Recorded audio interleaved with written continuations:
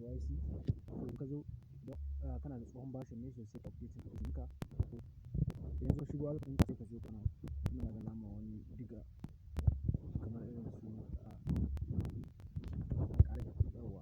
So idan ka zo za ka taɓa start KYC. So kada manta idan dai ba a yi subscribing, please ku subscribing, taɓa ƙararrawa domin samun sabbin videos ɗin. So idan ka taɓa sai ka zo ka taɓa start KYC. Idan ka taɓa start KYC, so sai ka duba ka sanya da taɓa kwattili.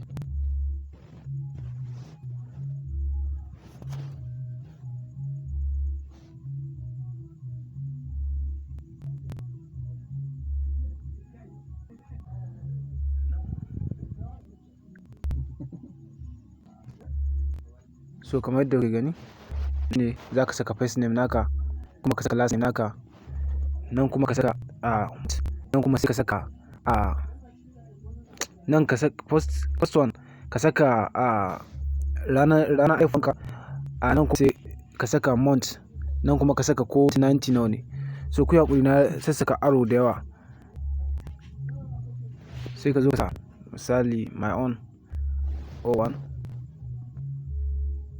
again 1995. So make sure ka saka sunanka confirm exactly yadda yake ga ID ɗinka, sannan kuma ka saka exactly date da yake ga ID ɗinka. So sai ka zo ka taɓa continue. So idan ka taɓa continue sai ka zo ka saka number ɗinka, za ku gan shi yana da +1 ne. Sai ka zo ka nemo country code naka wato na Nigeria. So after that bari in selecting on country.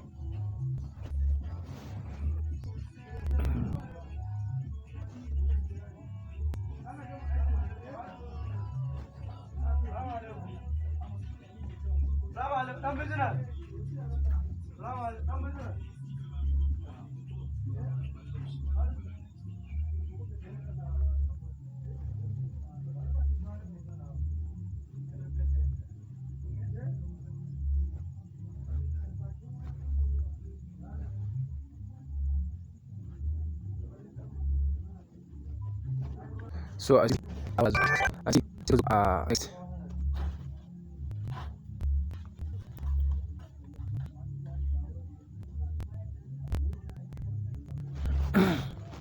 So kun idan zo wannan kulle application da kare analyzing shi kare authorizing.